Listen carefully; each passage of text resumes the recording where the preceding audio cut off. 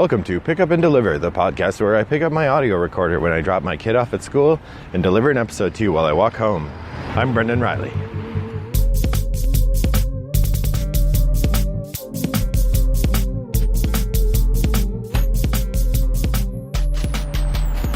Good morning, listeners. It is Monday morning, November 5th, a soggy Monday morning here in suburban Chicago.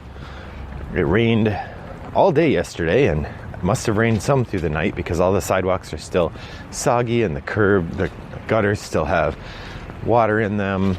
So, blech, gross day. Oh well, it's a work day, so I'm going to go home and sit at my computer anyway. But I thought I would talk to you a little bit while I'm walking. So I spent the weekend at a swim meet. I worked 3 sessions, and I got three of my remaining trainings to become a swim referee. I have 2 more training sessions to do, and then I will officially be a referee, which is the highest level official at a meet. There are higher certifications I can get that, guarantee my ability to ascend to the higher ranks of officialdom. I don't see myself probably doing that too aggressively, but it depends how eagerly and aggressively my daughter stays in swimming. But I thought I would share a bit about that and expand on the discussion I had a long time ago about swimming as a game. So I'll put a link in the show notes back to the early episode of Pick Up and Deliver in which I talked about swimming as a game, but I wanted to expand on it here. So as the swim referee, so if you don't know anything about competitive swimming, if you've just watched it on TV or whatever, you might notice there are these people standing around. There's the person who says, "Take your mark." And then there are a bunch of people standing around the pool watching the swimmers. Those people standing around are looking for violations in technique and the rules of swimming. There are 4 different kinds of swimming officials. There's an administrative official whose job is to make sure all the paperwork and the timing and all of that come out correct. They have a sort of different path than all the other officials because their job is to work with the equipment and to sort of do the bookkeeping. But then there are 3 other tiers of officials. There are judges or stroke and turn judges. These are people whose job it is to watch the swims in the pool, observe is the word, and indicate if they spot an infraction of the rules. Then there's the starter, whose job it is to start the race each time. And then there's the deck referee, who could also be the meet referee. And that's sort of the person whose job it is to wrangle the others and to make judgment calls about which rules to enforce when. They're the arbiter of the whole thing. So I was thinking about this a little bit. As I said, I've done 5 of my sessions to be a meet referee. However, I've only done those at 2 meets, and like a complicated board game, in order to become a meet referee, I have to have at least 6 trainings at least 4 different meets with at least 3 different trainers. And one of the people who does my 5th or 6th training needs to be a certified trainer, which is somebody who knows even more than the average trainer and can then give me, super mentorship advice. This weekend I got my 3rd, 4th, and 5th trainings, and it's only my 2nd meet, so I need to do 2 more meets. So there's an argument to have not done my 5th training. However, the guy running the meet this weekend is one of those certified trainers, so he was able to do that special training, which I might not get at the next 2 meets I go to. And so I did an extra training now to make sure that I got that certified one so that I wouldn't get stuck after 2 meets from now and have to go find another session and sort of go out of my way to get it. Since I was already going to this meet anyway, I was able to do that. But I want to talk about setting aside the administrative official. Actually, I could do that too. So I want to talk about the 4 roles of swimming officialdom that I've had and my relationship of them to the experience of playing games. Because as I said in that previous episode, it's strange that the swim meet is a kind of game. It's a sport, obviously, but the playing of it involves testing the rules, pushing the boundaries of rules sometimes, and The game part of it for the officials is trying to balance the needs of fairness with the goals of the needs of fairness for the individual versus the needs of fairness for the meet. And it becomes a kind of game in your head. I wanted to share the 4 different kinds of officials and equate them to different kinds of gameplay experiences. So first is the administrative official. Occasionally you'll play a game where your job is mostly administrative. I believe that the original Mansions of Madness had this effect, that most of what the main storyteller did was manage the scenario, and that they didn't have a lot of input into the gameplay. Another example of this kind of gameplay would be the management of all of the resources and tracking in Gloomhaven. That when we play that, usually we have somebody whose job it is to put the hit counters on the monsters and flip the cards over and keep track of the elements going up and down and that sort of thing.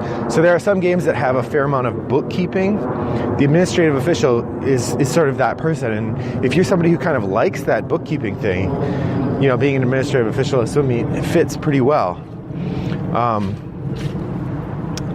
Okay, so that's kind of on the side of game playing. Although I suppose if you like something like the old Stratomatic Baseball or one of these more really elaborate solo games, that being an administrative official is sort of like that, because part of your job is to spot problems and fix them.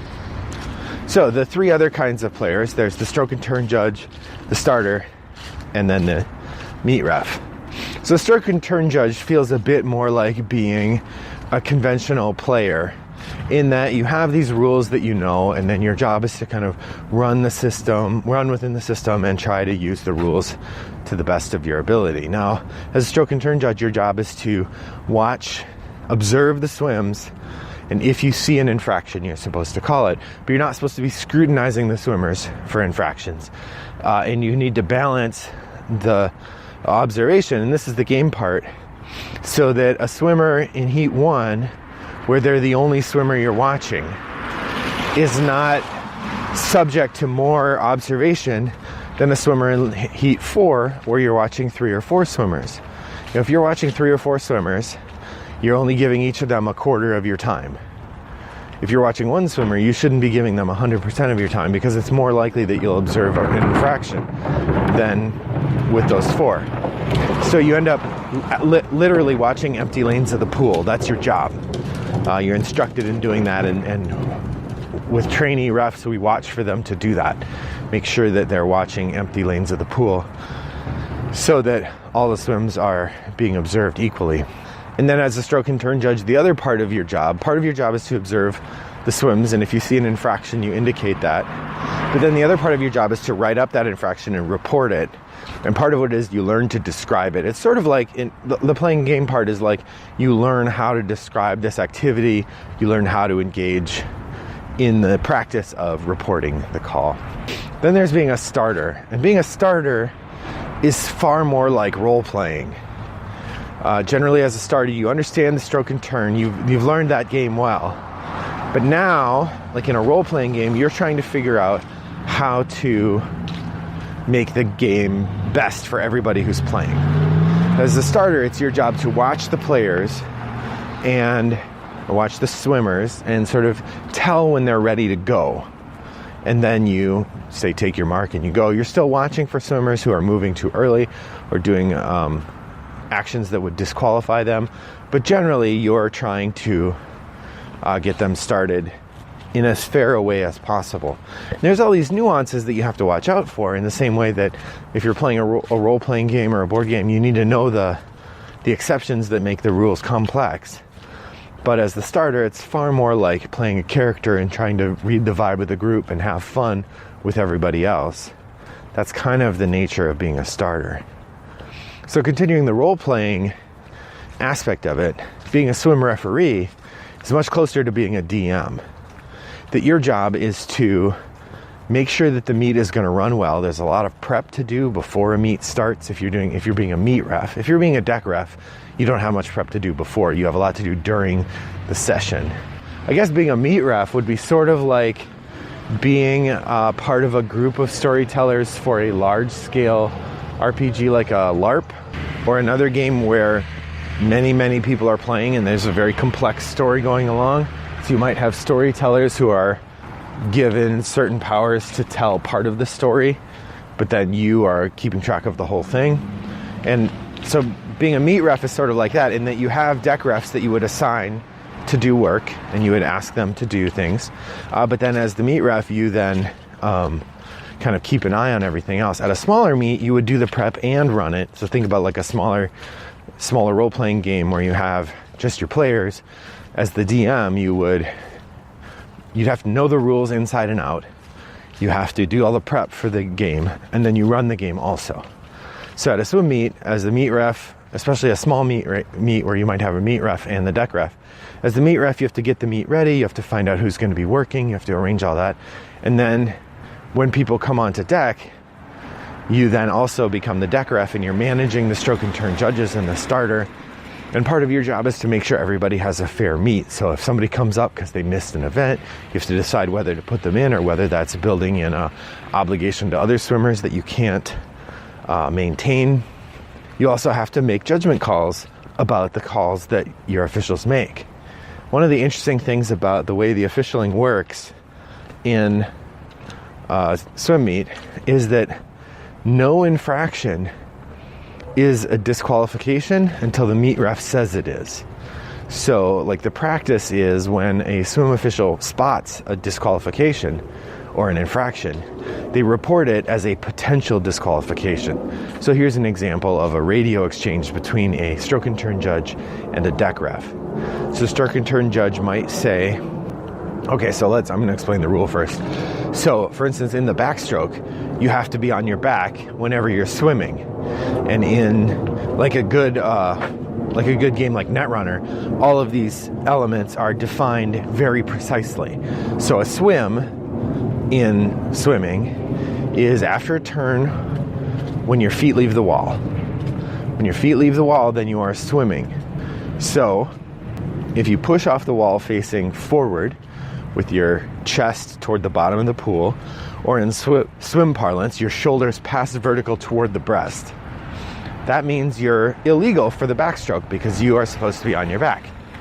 However, you could start turning in the water while you're pushing off, and as long as your feet are still touching the wall, you're still doing your turn. You haven't actually started swimming yet. So the way that we judge that as a stroke and turn judge is you watch the swimmer's feet, and when their feet leave the wall, then you scan up the rest of their body to see where their shoulders are. And if their shoulders are straight vertical or turned toward the back so that their back is toward the bottom of the pool, then they are legally swimming. But let's say a swimmer, it'd be an 8-year-old or a 6-year-old, leaves the wall on their front. They swim a couple paddles, and then they remember they're supposed to be doing backstroke, and they flip over to their back. So that's a clear swim with the shoulders in the wrong position. So then the stroke and turn judge would raise their hand, and assuming we're using walkie-talkies, they would call in and say, potential disqualification in lane 3, shoulders pass vertical toward the breast after turn 2, or swimming not on back after turn 2. Then as the referee, I would ask some questions, because part of my job is to look for inconsistencies in their story. Are they sure they saw what they saw? So I might say, thank you, potential disqualification lane 3, swimmer had shoulders toward the breast. Please confirm that you saw the feet leave the wall before you observed the infraction, and let me know how long did the infraction occur. So the judge might go back, yes, I saw the feet leave the wall. The swimmer took 2 strokes while on their breast and then turned over to their back. So the judge is able to firmly confirm what it was they saw. And so as the referee, I'd be comfortable accepting that call. So I would say, thank you, I accept that call, write it up. And then the swim judge writes up a slip that indicates all that. Then I double check the slip is accurate, that they're DQing the right kid, or the kid they told me they were DQing, and then I would sign it. And then the kid is officially disqualified once I sign the form. So in that way, it's sort of like being a DM in that I'm running the event. I want the kid to have a fair swim. I want them to have a fun time. I want the referee or the judge to feel valued and their observations to matter. But ultimately my goal is to make sure it's fair for everyone. And so I have to both know the rules and know the nuance. Like if I were to say, confirm that you saw their feet leave the wall before you observed the shoulders, and they say, oh, I was looking at their shoulders, I don't know exactly when their feet hit the wall, and they turned toward the back, then I would say, well, how far out did they go? And they're like, I'm not sure. Those two not sures, to me, that's reasonable doubt, and I would say, thank you very much, we don't need to write up that call. And I would decline the call. And as swim referee, that's my job, to give the benefit of the doubt to the swimmer. Well, I'm not sure if that was interesting or not, but it's what I've been thinking about in the context of thinking about games, particularly role-playing games, which my daughter's been bugging me for a while to try to get a Shadowrun game going. So I've been thinking about that, and I've been thinking about what do I need to do that and do it well. And it seems like part of what I need to do is spend some time with the Shadowrun rulebook. So, well, thank you for listening. What other things in your life do you do that remind you of games, and how?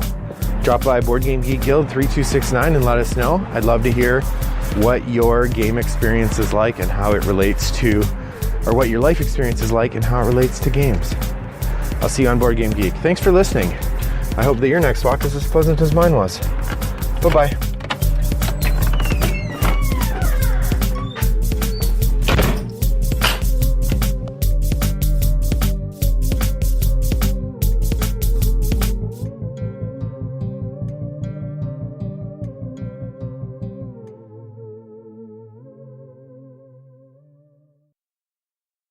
Brought to you by Rattlebox Games.